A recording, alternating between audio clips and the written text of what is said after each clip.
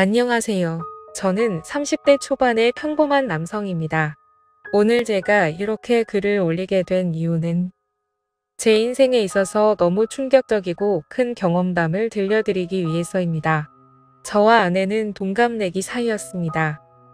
대학교를 같이 다니면서 아내를 만나게 되었고, 저희는 캠퍼스 커플을 하면서 아주 오랜 연애 끝에 결혼을 했습니다. 연애 시절 저희는 밤낮으로 사랑을 속삭이며 누구보다 뜨겁게 예쁜 사랑을 나누었고, 결혼 이후 아내와 사랑하는 방식은 많이 달라졌겠지만 세상 그 누구보다 제게 아내는 소중한 존재였습니다.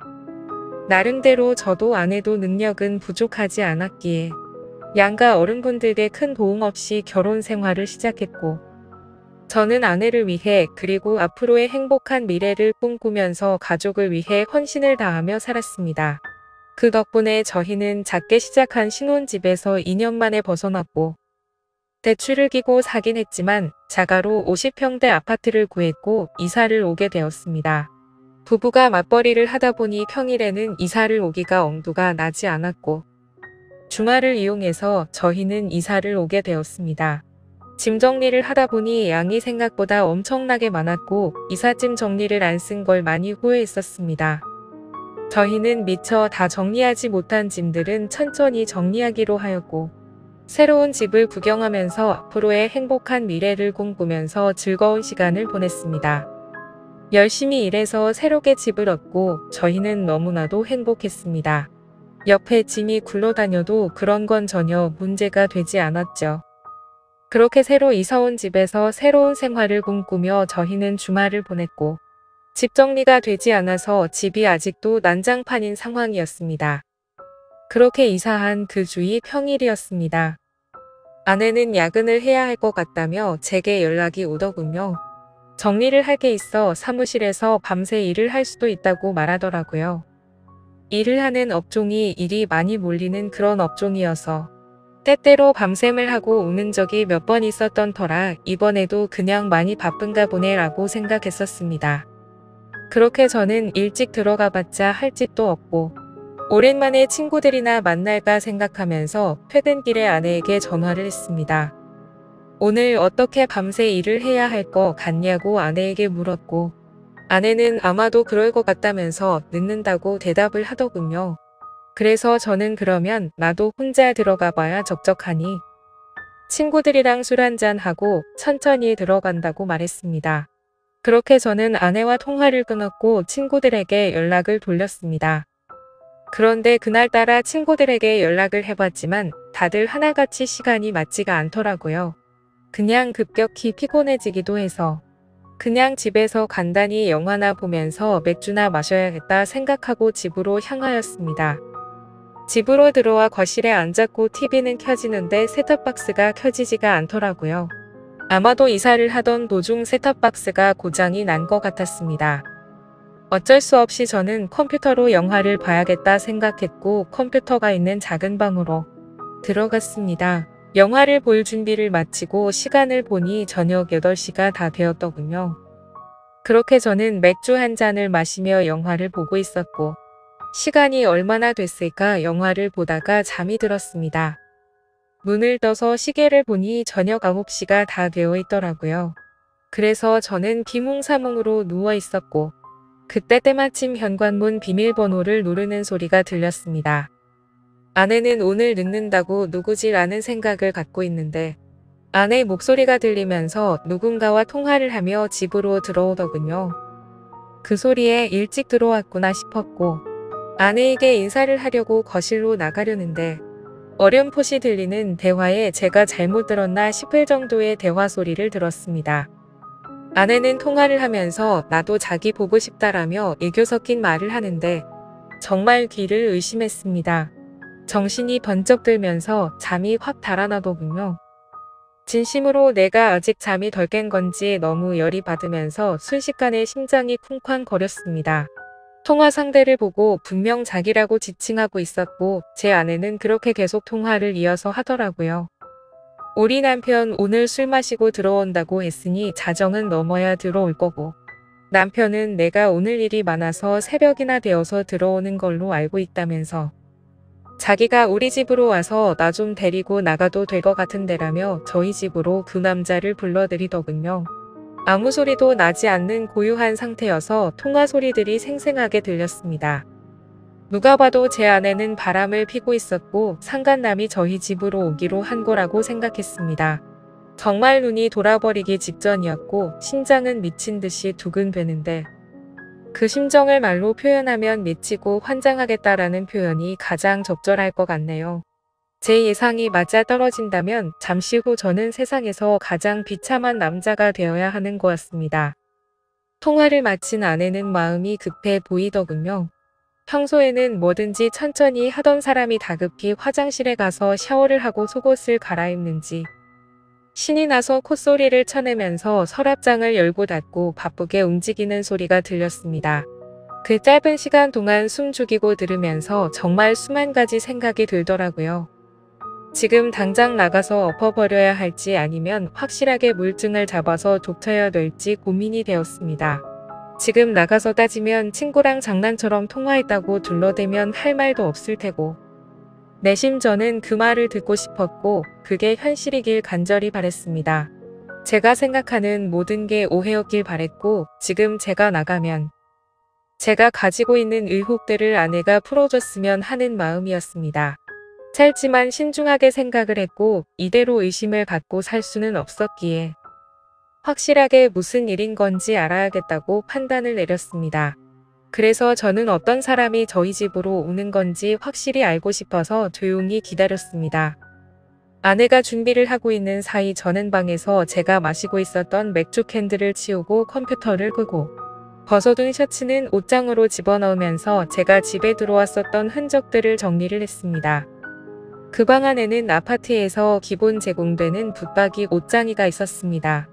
그 옷장에는 옷이 별로 많지가 않아서 제가 들어가기에는 충분했고 저는 조용히 옷장 문을 열고 그 안으로 들어갔습니다.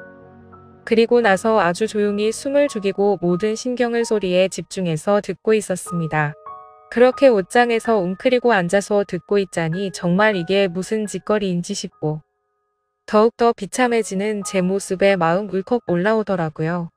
지금이라도 당장 나가서 엎어버리고 싶은 걸 몇 번이나 참았는지 모릅니다. 한참을 그렇게 제 스스로와 싸우면서 기다리고 있었고 저희 집에 초인종이 울렸습니다. 현관문이 벌컥 열리는 소리가 들렸고 뒤이어서 굵은 목소리에 남자 목소리가 들려오더군요. 그 남자가 신발을 벗고 저희 집으로 들어오는 소리가 들렸습니다. 저는 제 예상이 맞구나 생각을 했고 그 사람은 단순한 친구는 아닌 것 같다고 생각이 들었습니다. 집으로 들어온 남자의 역겹고 불쾌한 목소리는 울려 퍼졌고 주방에서는 그릇이 달그락거리는 소리가 들리면서 뭔가 분주해 보이더군요. 그 정신나간 놈은 새로 이사온 집 구경을 한다고 여기저기 문 열어보고 아주 난리가 났더군요. 제가 숨어있던 작은 방문도 여는 소리가 들렸고 당장이라도 문 열고 나가면서 패버리고 싶은 마음이 굴뚝 같았습니다. 잠시 후 그놈은 거실로 나갔고 제 아내와 대화를 하더군요. 집은 남편이 산 거냐고 물으면서 아무리 남편이 샀어도 명의는 자기 앞으로 하라며 그딴 헛소리를 짓거리더군요. 그런데 문제는 그 둘의 대화 내용이 참으로 역겹고 가관이었습니다. 한두 번의 만남으로 그따위 대화가 오갈 수가 없었습니다. 그 상간놈은 자기 나 커피도 한 잔 안 주냐고 물었고 아내는 남편이 혹시라도 일찍 들어올지도 모르니까 빨리 나가자고 재촉하더군요. 그러자 남편 걔가 뭐가 그리 무섭냐고 걱정 말라면서 지가 만나면 혼쭐 내준다면서 책임진다고 하더라고요. 아내는 어떻게 책임질 거냐며 자기 마누라한테도 꼼짝 못하면서라고 하더군요. 네. 이것들은 서로 배우자가 있으면서 불륜짓거리를 하고 있는 거였습니다.